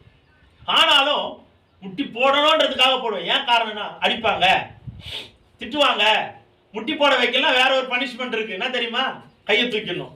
சரியா முட்டி போடல அப்படின்னா கையை தூக்கணும். அதிலேயே நான் சரியா பண்ணலைன்னா சேர் போடணும். என்ன வலி தாங்க முடியாது. அதுக்காகவே நான் என்ன பண்ண, பயந்துக்கிட்டு கரெக்டா முட்டி போட்டுருவேன். ஆடாம அசையாம முட்டி போட்டுருவேன். உலக மனுஷனுக்கு பயந்து என் சரீரத்தை நான் ஒப்பு கொடுப்பேன் என்றால், அப்போ அதை காட்டில என் ஆண்டவருக்கு எனக்கு பயம் இருக்க வேண்டும் அவசியம் அல்லவா? அப்பதான் நான் முழங்கால் போட்டு ஜெபிக்கும் போது நான் யோசிப்பேன், ஆண்டவரே உலகத்திலே எனக்கு உள்ள பயம் வரணும், இந்த உலகத்தை படைத்த ஆண்டவர் நீங்கப்பா, உமக்குரிய பயம் எனக்குள்ள இருக்கணும் ஆண்டவரேன்னு சொல்லி ஒவ்வொரு நாளும். சில நேரத்துல நான் முழங்கால் போடும்போது என் காலில் அந்த கல்லு குத்தும் போது அந்த வலி உச்ச தலையில வலிக்கும். அப்ப கூட நான் என்ன பண்ணுவேன், வைராக்கியமா முட்டி போடுவேன், வைராக்கியமா முட்டி போடுவேன். எனக்குள்ள ஒரு ஆசை என்னன்னா, ஒரு ஊழியக்காரன் சின்ன பிள்ளையா இருக்கும்போது ஒரு கன்வென்ஷன் மீட்டிங் வைக்கும் போது சொல்லுவாரு, நீ ஜபம் பண்ணும்போது உன் ஜபம் எப்படி இருக்குன்றத உன் வார்த்தையில பார்க்காம இல்லாட்டாலும் உன் முழங்கால தான் உன் ஜபம் எப்படி இருக்குன்னு பார்க்க முடியும் அப்படின்னு. எப்படின்னா, உன் முழங்கால காய் காய்ச்சி இருந்துச்சுன்னா நீ ஆண்டவரோடு உறவுல இருக்கிறேன்னு அர்த்தம். உன் முழங்கால் காய் காய்த்து கண்ணி போய் இருந்துச்சுன்னா நீ ஆண்டவர் உறவில பலப்பட்டு இருக்கிறேன்னு அர்த்தம். உன் முழங்கால் காய் காய்க்கல, உன் முழங்கால் கருத்து போகல அப்படின்னா உனக்கும் ஆண்டவருக்கும் இருக்கிற இடைவேளை மிக பெருசா இருக்குன்னு அர்த்தம். ஆண்டவருக்குள்ள உனக்குள்ள ஜப வாஞ்ச இல்லைன்னு அர்த்தம் அப்படிப்பார். அப்பதான் ஆண்டவருடைய ஜெபிக்க ஆரம்பிச்சு, ஆண்டவரே எனக்குள்ள அந்த அந்த அந்த ஒரு கிருபையை கொடுங்கப்பா. நான் அப்படிதான் நினைச்சு ஜெபம் பண்ணேன். என் முழங்கால் கருத்து போகணும், காய் காய்த்து போகணும், நான் ஒவ்வொரு நாளும் அந்த தோலை பிரிச்சு எடுக்கணும், ரத்தம் வரணும் அப்படிலாம் நான் ஜெபிச்சிருக்கிறேன். உண்மையா அது ரொம்ப சந்தோஷமா நான் சொல்றேன். அந்த கிருபை இந்த அடிமைக்கு ஆண்டவர் கொடுத்தாருங்க. இந்த கிருபை, அந்த கிருபையை ஆண்டவர் அடிமைக்கு கொடுத்தாரு. ஒன்றும் இல்லாத இந்த குப்பைக்கு ஆண்டவர் அந்த கிருபையை கொடுத்தாரு. ஒரு நாள் என் முழங்கால் காய் காய்த்து அப்படியே கண்ணி போயிருந்து வலி எடுக்க ஆரம்பிச்சு, அது பிரிக்கும் போது ரத்தம் வந்துச்சு பாருங்க. அப்ப நான் உண்மையா சொல்றேன், என் கண்ணுல இருந்து தண்ணி வந்துச்சு. ஆண்டவரே அன்னைக்கு இந்த குப்பை கேட்ட அந்த ஒரு வார்த்தை, இன்னைக்கு அந்த கிருபையை நீங்க எனக்கு கொடுத்துருக்கீங்கப்பா. உண்மையா சொல்றேங்க, கர்த்தருடைய சமூகத்துல இருந்து அந்த காய் காய்த்து அந்த முழங்கால் அந்த முட்டியில இருக்கிற சதையை நான் பிரிக்கும் போது ஒரு டைம் ரத்தம் வந்துச்சு. அந்த ரத்தம் வரும்போது நான் உண்மையா சொல்றேன், வலின்றதை விட எனக்கு ரொம்ப சந்தோஷம் தான் அதிகமா இருந்தது. ஆண்டவரே உங்களுடைய பிள்ளையா என்னை அங்கீகரிச்சதுக்காக நன்றிப்பா, எனக்குள்ள இந்த கிருபையை கொடுத்ததுக்காக நன்றிப்பா. உலகத்துல நான் முட்டி போடும்போது பெருமையா இருந்துச்சோ இல்லையோ, ஆண்டவருக்குள்ள முழங்கால் போடும்போது அவ்வளோ பெருமைப்படுறேன், அவ்வளோ சந்தோஷப்படுறேன். ஏன்னா நம்முடைய முழங்கால் ஆண்டவருக்கு முன்பாக முடங்கணுங்க. நீ ஆவிக்குரிய வாழ்க்கையில பலனா இருக்கிறன்னு எப்படி கண்டுபிடிக்க முடியும் தெரியுமா? உன் முழங்கால தான். நிறைய பேர் சொல்லுவாங்க சாக்கு போக்கு, ஆண்டவர் முட்டி போட்டு ஜெபம் பண்ணாதான் ஜெபத்தை கேட்பாரா? ஐயா உன் ஜெபம் கேட்கப்படும். ஆனால் உன் ஜெபம் எப்படி இருக்கு? ஆசையா இருக்கா, வாஞ்சியா இருக்கா, தாகமா இருக்கா, ஆண்டவருடைய பயத்துல இருக்கா? அதுதான் உண்மை. உன் பயம் ஆண்டவருக்கு முன்னால் இருந்துச்சுன்னா, உன் பயம் ஆண்டவர் மேல இருந்துச்சுன்னா, உன் முழங்கால் தரையில அப்படியே நிற்கும். இது ஆண்டவர் கொடுத்த சரி, ஆண்டவருக்கு சொந்தம்னு சொல்லி ஒப்பு கொடுப்ப. புரியுதா? நம்முடைய ஜெபம் எப்படி இருக்கணும்? அப்படி ஆண்டவருக்குள்ள இருக்கணும். ஆண்டவர் காணக்கூடிய ஜெபமா இருக்கணும். ஆண்டவர் ஏற்றுக்கொள்ளக்கூடிய ஜெபமா இருக்கணும். மனுஷன் பார்க்கிற ஜெபம் ஒரு நாளும் ஐயா பரலோகத்திற்கு கொண்டு போகாது. கேட்கிற யாரா இருந்தாலும் சரி, ஆண்டவர் பார்க்கிறபடியா இருக்கணும். ஆண்டவர் கேட்கணும். மனுஷன் பார்க்கிற ஜெபம் ஒரு நாளும் நம்மை பரலோகத்துக்கு கொண்டு போகாது. ஆகையினால நம்ம ஜெபம் கர்த்தருக்குள்ள ஒப்பு கொடுப்போம். ஞானமுள்ள ஜெபமா இருக்கணும். பயத்தோடு இருக்கிற ஜெபமா இருக்கணும். அஞ்ஞானிகளை போல, மாயக்காரரை போல நம்ம ஜெபிப்பனா கட்டாயமா நம்ம ஜெபம் கேட்கப்படாது. அல்லேலூயா. இரண்டாவதாக, மன்னியாதவருடைய ஜெபங்கள் கேட்கப்படாது. மன்னிக்காதவருடைய ஜெபங்கள் ஒரு நாளும் கேட்கப்படாது. எடுத்து வாசிக்கலாம். மார்க்கு 11:24 வசனம். மன்னியாதவருடைய ஜெபங்கள் ஒரு நாளும் கேட்கப்படாது. 11:24. மார்க் 11:24. ஆதலால் நீங்கள் ஜெபம் பண்ணும்போது எவைகளை கேட்டுக் கொள்வீர்களோ அவைகளை பெற்றுக் கொள்வோம் என்று விசுவாசியுங்கள், அப்பொழுது அவைகள் உங்களுக்கு உண்டாகும் என்று சொல்கிறேன். அப்ப நம்முடைய வாழ்க்கையில அழகான ஒரு வார்த்தை ஆண்டவர் பேசுகிறார். நாம ஜெபம் பண்ணும்போது எவைகளை கேட்டுக் கொள்கிறோமோ அவைகளை பெற்றுக் கொள்வோம் என்ற நிச்சயம் நமக்குள்ள இருக்கணும். விசுவாச ஜெபம். இன்னைக்கு ஜெபம் பண்றோம், விசுவாசத்தோடு ஜெபிக்கிறோமா? புரியுதுங்களாமா? நம்ம ஜெபம் விசுவாசமா இருக்கா? இந்த ஜெபத்தை நம்ம விசுவாசமா செய்யாவிட்டால் நம்ம ஜெபிப்பதுக்கு பிரயோஜனமே இல்லை. இந்த வார்த்தை அவ்வளவு அழகா ஆண்டவர் ஞானமா பேசுற வார்த்தை பாருங்க. ஆதலால் நீங்கள் ஜெபம் பண்ணும்போது எவைகளை கேட்டுக் கொள்வீர்களோ அவைகளை பெற்றுக் கொள்வோம் என்று விசுவாசியுங்கள். எதை கேட்கிறோமோ அதை நான் கட்டாயமா பெற்றுக்கொள்வேன். நிச்சயமா ஜெபத்தால நடக்கும். ஜெபம் விசுவாச பாதையில நம்மளை கொண்டு போகும். புரியுதாப்பா? நம்ம ஜெபிக்கும் போது நம்ம இருதயத்துல நம்ம ஜெபத்துல என்ன இருக்கணுமா? ஆழமா எது கலந்து இருக்கணுமா? துவக்கமும் முடிவும் எதுவுமா இருக்கணுமா? விசுவாசமா இருக்கணும். இதுதான் அந்த ஆண்டவர் அழகா ஆண்டவர் சொல்லுகிற அந்த வார்த்தை. நீங்க ஜெபம் பண்ணும்போது எவைகளை கேட்கிறீர்களோ அவைகளை பெற்றுக்கொள்வோம் என்ற விசுவாசியுங்கள், அப்பொழுது அவைகள் உங்களுக்கு உண்டாகும் என்று நான் சொல்றேன். அப்ப நம்ம முதல்ல விசுவாசத்தோடு ஜெபிக்கணும். விசுவாசத்தோடு ஜெபத்தை அறிக்கை இடணும். விசுவாசிக்கிற ஜெபம் நிச்சயமாய் அற்புதங்களை காண செய்யும். புரியுதுங்களாமா? இப்ப நம்ம முழங்கால் போட்டு ஜெபிக்கிறோம். ஆமா, எங்க நடந்துரு போது ஜெபிக்க சொன்னாங்க, ஜெபிக்கிறேன். ஜெபிச்சா மாத்திரம் நடந்துருமா? இதை செய்தா இன்னைக்கு நிறைய பேருடைய விசுவாசிகள் ஆண்டவருக்குள்ள இருக்கிற பிள்ளைங்களே சொல்ற ஒரு வார்த்தை, இதை செய்தா நடந்துருமா? இதை பண்ணா மட்டும் நடந்துருமா? ஜெபிச்சா மட்டும் நடந்துருமா? ஐயா, உன் ஜெபம் விசுவாசமா இருக்கும் என்றால் நீ ஜெபித்தால் ஆகும், நடக்கும். அது கர்த்தர் செய்கிற தீர்மானம். நீ ஜெபத்தை கொண்டு போறது யார் இடத்துல? ஆண்டவருடைய சமூகத்துல. அவரால கூடாத காரியம் இந்த உலகத்துல ஒன்றுமே இல்லை. கவனிக்கிறீங்களாப்பா? அவரால கூடாத காரியம் உலகத்துல ஒன்றுமே இல்லப்பா. அவர் சமூகத்துல நீ எதை வைக்கிறியோ அது கட்டாயமா ஆண்டவர் செய்வார். அது நேர்த்தியா இருக்கணும். அவருக்கு தீர்மானம் எதுவோ அவர் திட்டத்துக்கு சரியா இருந்துச்சுன்னா அது உன் வாழ்க்கையில கட்டாயமா செய்யப்படும். அதுக்கோசம் நான் அக்கிரமத்துக்கெல்லாம் ஆண்டவர்கிட்ட கேட்பேன், அதையெல்லாம் எனக்கு செய்திருவாரு, கட்டாயமா நடக்காது. பாவத்துக்கு துணை போகிற தேவன் நம் தேவன் அல்ல. நீ பாவம் செய்தாலும் சரின்னு சொல்ற தேவன் நம் தேவன் அல்ல. அதுக்கு வேற கடவுள் இருக்கிறார். கடவுள் கூட சொல்ல முடியாது. நம் தேவன் நீதி உள்ளவர், நியாயாதிபதி, சரியானவர். உன் ஜெபம் நேர்த்தியா இருக்கனா, சரியா இருக்கனா, நீதியா இருக்கனா, என் ஆண்டவர் கட்டாயமாய் உனக்கு அதை நிறைவேற்ற அவர் வல்லமையானவர். அல்லேலூயா. பாருங்க, அவ்வளவு அழகா சொல்றாரு. 25வது வசனத்தை வாசிங்கம்மா. நீங்கள் இன்று ஜெபம் பண்ணும்போது ஒருவர் பேரில் உங்களுக்கு யாதொரு குறை உண்டாய் இருக்குமானால் பரலோகத்தில் இருக்கிற உங்கள் பிதா உங்கள் தப்பிதங்களை உங்களுக்கு மன்னிக்கும்படி அந்த குறையை அவனுக்கு மன்னியுங்கள். பாருங்க, எவ்வளவு அழகான ஒரு வார்த்தை. நீங்கள் நின்று ஜெபம் பண்ணும்போது, ஜெபம் பண்ணும் போது உங்களுடைய ஜெபம் எப்படி இருக்கணுமா, ஒருவர் பேரில் உங்களுக்கு யாதொரு குறைவு.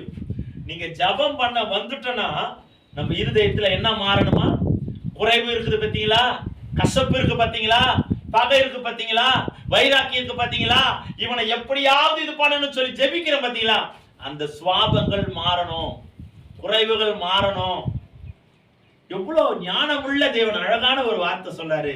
நீ நின்று ஜெபம் பண்ணும்போது ஒருவர் பேரில் உனக்கு யாதொரு குறைவு உண்டா இருக்குமானால் பரலோகத்தில் இருக்கிற உங்கள் பிதா உங்கள் தப்பிதங்களை உங்களுக்கு மன்னிக்கும்படி அந்த குறைவில் அவர்களுக்கு.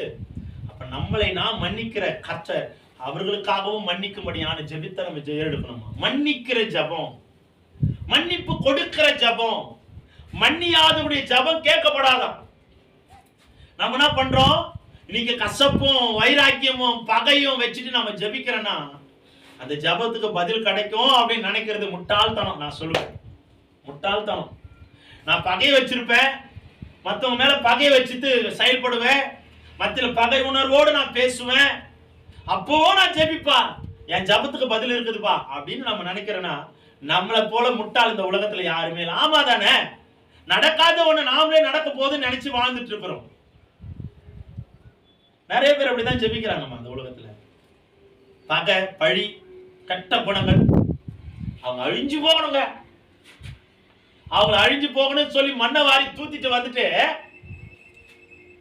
ஒரு அம்மா நான் பார்த்தேன்.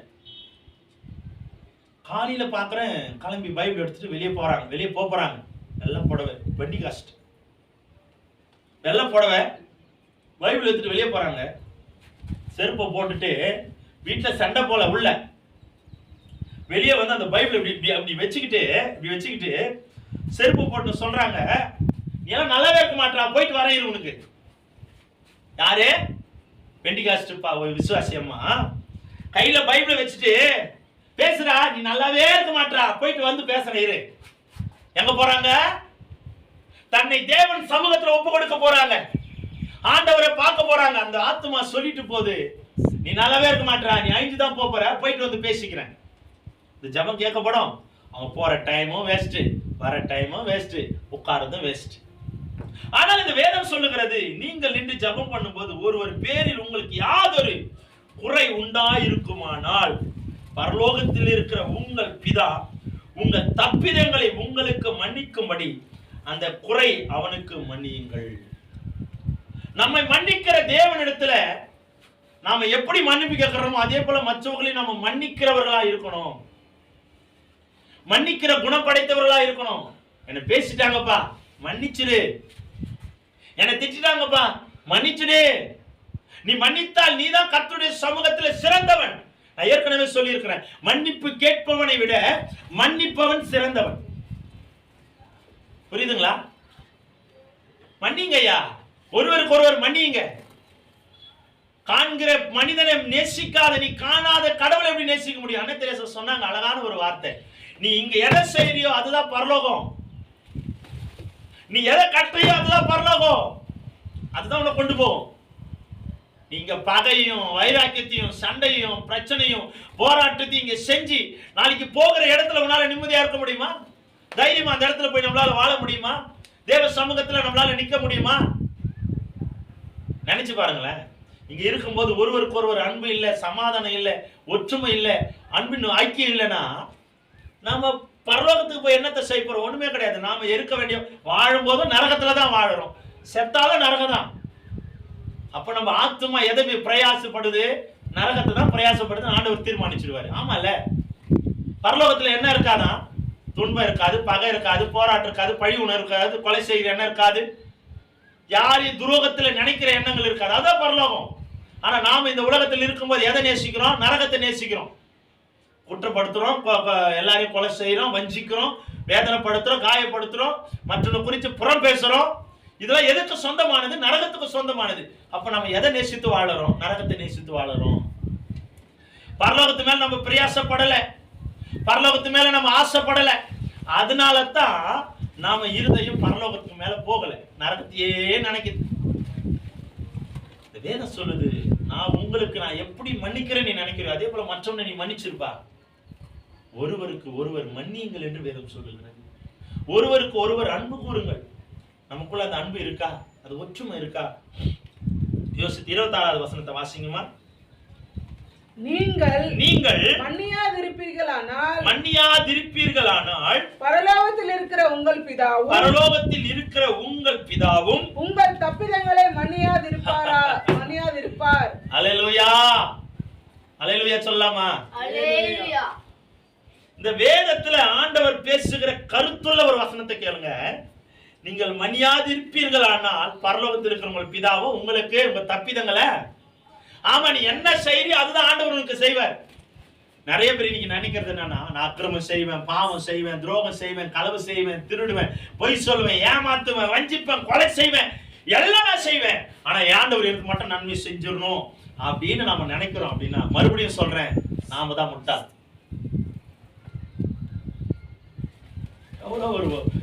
எவ்வளவு ஒரு ஆச்சரியமான ஆழமுள்ள ஒரு வார்த்தை இல்ல?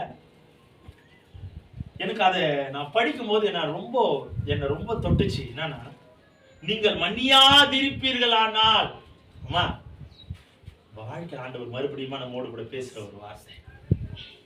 நீ மன்னியாதிருப்பீரானால் பரலோகத்தில் இருக்கிற உங்கள் பிதாவும் உங்கள் தப்பிதங்களை மன்னியாதிருப்பார். நாம செய்யற பாவங்கள், அக்கிரமங்கள் மன்னிக்கப்பட வேண்டும் என்றால் முதல்ல நாம மற்றவங்களை, நமக்கு செய்த பாவங்களை நாம மன்னிக்க கற்றுக்கொள்ளணும். நமக்கு செய்த துரோகங்களை மன்னிக்க கற்றுக்கொள்ளணும். பேசிட்டியா, நான் உன்னை மன்னிச்சிட்டப்பா. காரணம் என்ன? நாம எதை செய்யறோமோ ஆண்டவர் அதை நமக்கு செய்வார். புரியுதா? உண்மையா நான் சொல்றேன், மனப்பூர்வமா என் சகோதரன் நான் மன்னிக்கிறேன், நான் மனப்பூர்வமா மன்னிக்கிறேன். ஏன்னா என் ஆண்டவர் அன்புள்ளவர். அவருடைய வித்துல வந்த நானும் அன்பதான் இருக்கணும். அதுதான் நீதி, அதுதான் நீதி.